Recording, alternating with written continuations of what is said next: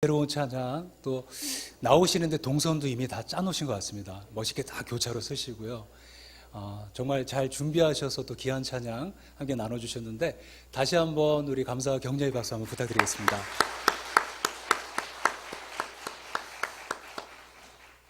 오늘 함께 나누실 하나님의 말씀 보겠습니다. 신약성경 빌립보서 4장 4절의 말씀입니다. 빌립보서 4장 4절 우리 한 절의 말씀입니다. 우리 함께 합독하도록 하겠습니다. 주 안에서 항상 기뻐하라. 내가 다시 말하노니 기뻐하라. 아멘. 오늘 본문의 말씀을 통해서 주 안에서 기뻐하라 라는 말씀의 제목으로 은혜 나누겠습니다. 우리 옆에 계신 우리 성도님들 바라보시면서 이렇게 인사했으면 좋겠습니다. 주 안에서 기뻐합시다.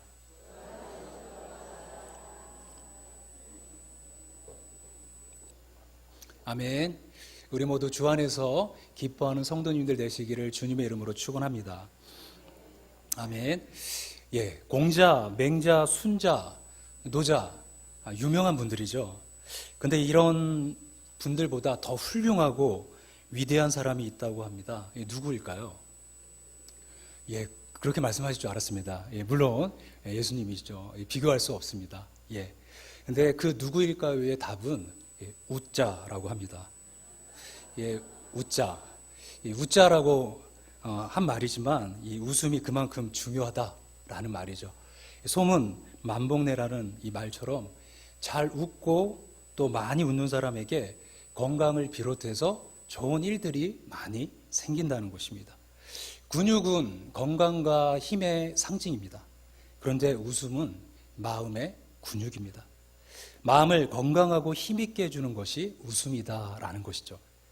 웃을 때마다 마음의 근육이 튼튼해지기 때문입니다. 분노는 각종 질병의 원인이지만 웃음은 각종 질병의 치료제입니다. 그러니까 우자가 참으로 훌륭하고 위대하다는 것입니다. 같은 나이인데 이 나이가 들어 보이는 사람이 있고 그렇지 않은 사람이 있습니다. 이것은 이 삶의 태도와 분명히 관련이 있다, 이런 이야기를 합니다. 어느 분이 장수마을에서 105세 할아버지를 만났다고 합니다. 그 할아버지에게 장수 비결이 무엇입니까? 이렇게 물었더니 안 죽으니까 오래 살지라고 하셨답니다. 그래서 올해 연세가 어떻게 되냐고 물으니까 나 5살이라고 하셨답니다. 아니 그게 무슨 말씀입니까? 했더니 100살은 무거워서 집에 두고 다녀 라고 하셨답니다. 지금까지 긴 세월을 살아오시면서 사람들이 욕하고 음해하고 그래서 열받을 일이 많았을 텐데 어떻게 그것들을 해결하며 사셨습니까? 이렇게 여쭸더니 그거야 쉽지. 욕하든 말든 내버려뒀더니 나를 욕하던 놈들은 다 죽고 세상에서 한 놈도 안 남았어. 이렇게 말씀하시더랍니다. 이 정도면 이 할아버지의 유머 감각이 진짜 대단하지 않으십니까? 결국 다른 사람에게 웃음을 줄 만큼 그런 낙천적이고 긍정적인 생각과 태도를 가진 사람이 오래 살더라는 것이죠. 사실 이 세상에 스트레스를 떠나서 살 수 있는 그런 사람은 하나도 없습니다. 그런데 사람들이 느끼는 스트레스의 수준은 그가 당면한 상황을 받아들이는 그 태도와 밀접한 관계가 있다는 것입니다. 40인분의 요리를 준비하면서도 그 일을 즐기는 사람이 있고 2-3명의 손님을 청해놓고도 이 걱정 때문에 머릿속이 하얗게 되는 사람이 있습니다. 이런 차이는 이 전적으로 삶의 태도에서 온다라고 봅니다. 그러므로 낙천적이고 긍정적인 생각 그리고 항상 웃을 수 있는 기뻐하는 태도를 갖는 것이 우리의 삶 속에서 참으로 중요하다라고 이야기할 수 있습니다. 기쁨, 곧 희락은 우리 기독교의 핵심 브랜드입니다. 기독교의 핵심인 복음이 바로 기쁘고 좋은 소식이기 때문입니다. 복음이 있는 곳에 기쁨이 함께 있습니다. 그래서 이 복음을 접한 사람들은 기뻐하였습니다. 사도행전 16장 34절에 그들을 데리고 자기 집에 올라가서 음식을 차려주고 그와 온 집안이 하나님을 믿음으로 크게 기뻐하니라. 이 바울과 실라가 복음을 전한 후에 이 빌립보 감옥의 간수와 그 가족을 만나서 크게 기뻐했던 내용입니다. 바로 하나님 앞에서의 복음을 통해서 사람은 기쁨을 경험한다는 것이죠. 또한 하나님이 기쁨의 원천이시다라는 겁니다. 시편 말씀에 주께서 생명의 길을 내게 보이시리니 주의 앞에는 충만한 기쁨이 있고 주의 오른쪽에는 영원한 즐거움이 있나이다. 바로 시편 16편 11절에서 그렇게 말씀합니다.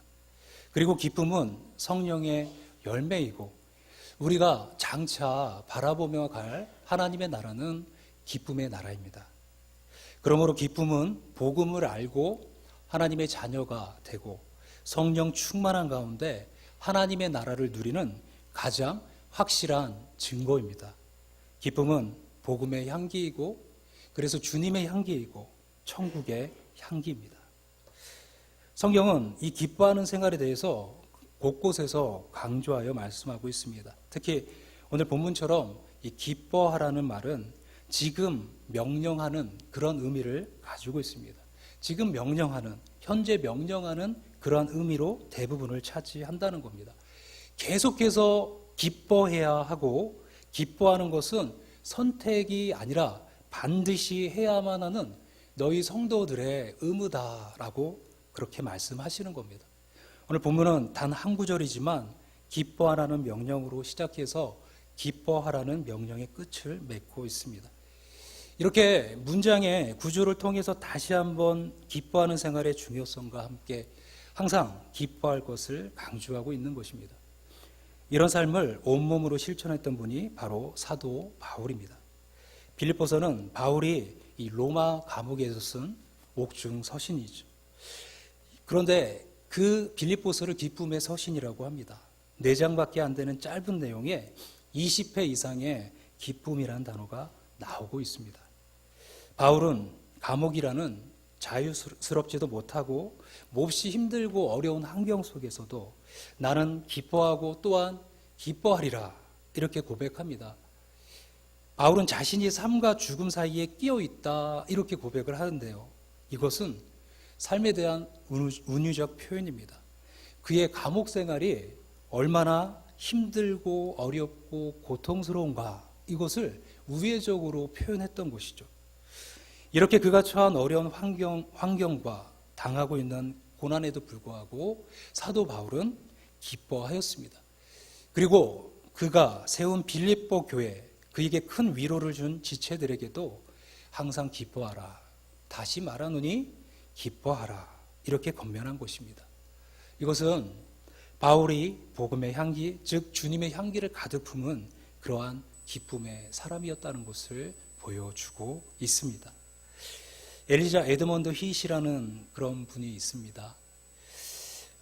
이분이 갑작스러운 사고로 척추를 다쳤습니다. 그래서 병원 생활을 시작하게 되는데 생각보다 이 병원 생활이 길어지게 됩니다.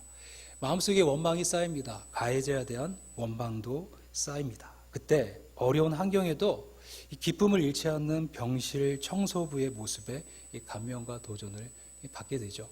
그가 흥얼거리면서 청소를 하는 흑인 청소부에게 뭐가 그렇게 즐겁냐라고 이야기했을 때 그 흥얼거림은 바로 찬송가였고 그런 예수 그리스도로 인하여서 내가 기쁘다라는 고백을 하게 되는 겁니다.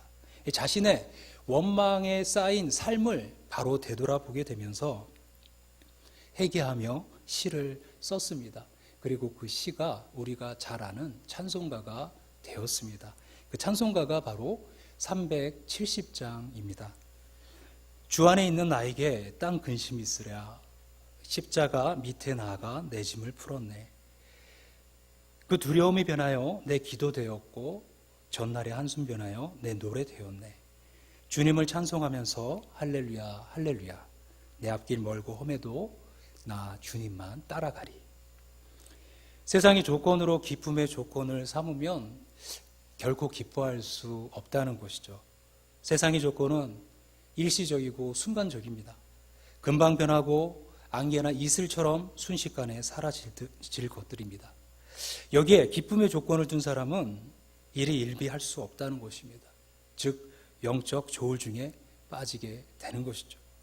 항상 기뻐하기 위해선 주님을 기쁨의 조건으로 삼아야 합니다. 그러면 흰 여사의 고백처럼 근심이 사라지고 두려움이 변해서 기도가 되고 우리의 오늘 한숨이 변하여 찬양이 됩니다. 항상 기뻐하는 삶이 가능해지는 것입니다. 그래서 오늘 본문의 말씀은 무조건 항상 기뻐하라고 말씀하지 않고 분명한 이 조건을 제시하고 있습니다. 그것은 바로 주 안에서입니다. 주 안에서는 바로 이 바울 신앙, 바울 신학의 핵심 단어라 할 수 있습니다. 여기서는 먼저 기뻐해야 할 대상과 또 항상 기뻐하는 생활을 가능하게 해주는 방법에 대한 말씀입니다. 이것은 주님을 그리고 주님께서 베풀어 주신 그 은혜와 사랑을 기뻐하라 라는 것이죠. 이것을 기뻐해야 할 대상으로 삼을 때 항상 우리는 기뻐할 수 있다라는 것입니다. 그러므로 항상 기뻐하는 생활을 위해서는 주님과 또 주님께서 내게 베풀어 주신 그 은혜와 사랑을 기억하는 것입니다. 바로 감사주일이 그런 것이죠. 주님께서 베풀어 주셨던 한 해의 감사를 돌아보며 기억하는 것이죠. 어떤 분이 그랬습니다. 나 같은 것이 만왕의 왕이신 주님의 자녀, 천국의 백성이라는데 감격스러워서 견딜 수가 없었고 그래서 매일 교회에 가서 기도하고 말씀을 배우고 섬겼습니다. 그렇습니다. 나를 절망적인 죄에서 구원하여서 의의 자녀, 빛의 자녀로 삼아주시고 또 나같이 못난 인간을 왕같은 제사장 삼으신 주님, 죄인 중에 개수였던 나를 만왕의 왕의 자녀로 삼으신 주님, 지옥을 가더라도 가장 밑바닥으로 가야 할 나를 영광스러운 천국의 백성으로 삼아주신 그 주님, 마귀의 하수인으로 부끄럽고 또 쓰레기 같은 인생으로 살 수밖에 없었던 나를 주님의 일꾼이요 동역자로 빛나는 인생을 살게 하신 주님, 그 주님의 은혜와 사랑을 우리는 기억하는 것입니다. 이것이 바로 주 안에서입니다. 이렇게 주 안에 있는 사람에게는 마음의 감사가, 입술에는 찬양이, 그래서 기쁨으로 충만하여 어떤 환경 또 어느 상황 속에서도 기뻐할 수 있는 것입니다. 그러므로 성도 여러분, 지금까지 우리와 함께 하신 그 주님께서 베풀어 주신 은혜와 사랑을 기억하시기를 주님의 이름으로 축원합니다. 그러면 우리는 항상 기뻐하는 삶 가운데 나갈 수 있는 것입니다. 다른 하나는 주님의 말씀입니다. 주님의 말씀이 내게 기쁨을 주신다는 것이죠. 말씀에 내 자신을 노출해서 말씀이 나를 지배하고 다스리면 내 안에 기쁨이 충만해진다라는 겁니다. 그래서 항상 기뻐하게 되는 것입니다. 만군의 하나님 여호와시여, 나는 주의 이름으로 일컬음을 받는 자라. 내가 주의 말씀을 얻어먹었사오니 주의 말씀은 내게 기쁨과 내 마음의 즐거움이오나. 예레미야 15장 16절에서 이렇게 말씀합니다. 말씀을 듣고 읽고 배우고 묵상하면 말씀이 마치 누룩처럼 우리 안에서 그 기쁨을 발효시킵니다. 마음에서 기쁨과 즐거움이 샘솟게 된다라는 겁니다. 시편에서 내가 나그네 된 집에서 주의 율례들이 나의 노래가 되었나이다. 주의 법이 나의 즐거움이 되지 아니하였더라면 내가 고난 중에 멸망하였으리이다. 시편 119편 92절의 말씀입니다. 주님의 말씀 때문에 우리의 고난도 기쁘게 여길 수 있다라는 고백인 것이죠. 여기에 한 가지를 더 덧붙이면 바로 섬김입니다. 흔히 섬김의 자세로 기쁨을 말합니다. 그래서 섬길 때는 우리가 기쁘게 섬겨야 한다 이렇게 이야기하죠. 틀린 말은 아니지만 그렇다고 정확한 표현도 아닙니다. 행복해서 웃는 것이 아니라 웃다 보니 행복해진 것처럼 바로 섬기면 기쁨이 생깁니다. 기쁨의 원천이신 주님, 기쁨의 뿌리인 성령님, 기쁨의 나라인 천국, 기쁨의 복음을 섬기면 자연히 우리 안에서 기쁨이 생길 수밖에 없다는 것입니다. 기쁨은 초점을 자신에게서 주님과 주변을 섬기는 일에 집중할 때 찾아오는 것입니다.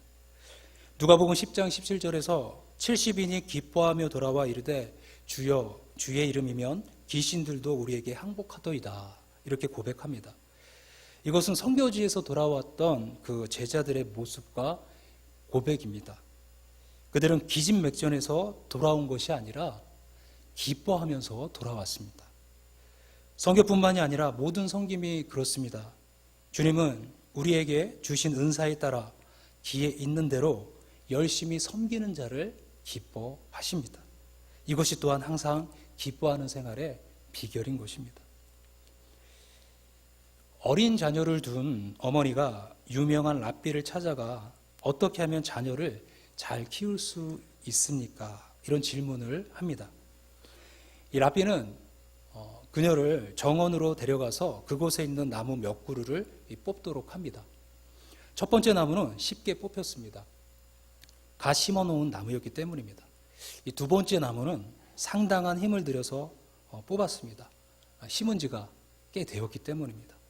그런데 세 번째 나무는 손바닥이 벗겨지도록 있는 힘을 다했지만 뽑을 수가 없었습니다. 이 나무는 이미 견고하게 뿌리를 내리고 있었기 때문입니다. 그때 랍비가 이 어머니에게 이렇게 이야기합니다. 자녀 교육도 이와 같습니다. 오랜 습관은 뿌리 깊은 나무처럼 그것을 바꾸기가 어렵지요. 자녀들에게 어려서부터 좋은 습관을 갖도록 하십시오. 좋은 습관은 그 자체가 복입니다. 새벽 예배를 열심히 다니시는 분들이 있습니다. 남들은 새벽 깨기가 너무 힘들다는데 일찍 일어나는 이 좋은 습관으로 인해서 매일 첫 시간을 교회에서 예배로 시작합니다. 그래서 매일 찬송하고 기도하고 말씀을 읽고 말씀을 들을 수 있으니까 이것이 얼마나 큰 복입니까? 습관이 복을 부르기도 하고 화를 부르기도 합니다. 건강도 습관과 깊은 관련이 있습니다. 이 의학계의 보고에 따르면 잘못된 습관 때문에 죽는 것이 50%라고 합니다. 아무튼 좋은 습관이 빛나는 아름다운 인생을 선사한다는 것을 우리는 알 수 있습니다. 이 시간 우리 성도 여러분에게 권하고 싶은 좋은 습관이 있습니다. 우리 인생에 복을 부르는 좋은 습관입니다. 그것은 바로 기뻐하는 생활입니다. 그래서 본문은 거듭해서 우리에게 강조하여 말씀합니다. 항상 주 안에서 기뻐하라. 다시 말하노니 기뻐하라. 오늘 우리 가운데 이 말씀을 기억하며 하나님 앞에 늘 기쁨으로 또 기뻐함으로 나아갈 수 있는, 그래서 우리의 삶 가운데 주님께서 기뻐하시고 또 쓰실 만한 그릇들이 되어지는 우리 모든 성도님들 되어주시기를 주님의 이름으로 축원합니다. 예, 기도하겠습니다. 살아계신 하나님 감사합니다. 우리의 삶 속에 기뻐할 수 없는 삶의 모습들, 또 그런 환경과 조건 가운데 있을지라도 하나님, 우리가 주님의 말씀과 권면을 따라 주님 안에 기뻐함으로 나가기를 원합니다. 주 안에서 기뻐함으로 우리의 삶 속에 주님과 동행하며 믿음의 백성으로서의 삶을 살아가는 주의 모든 자녀들 되게 하여 주시옵소서. 감사드리며 거룩하신 예수님의 이름으로 기도합니다. 아멘.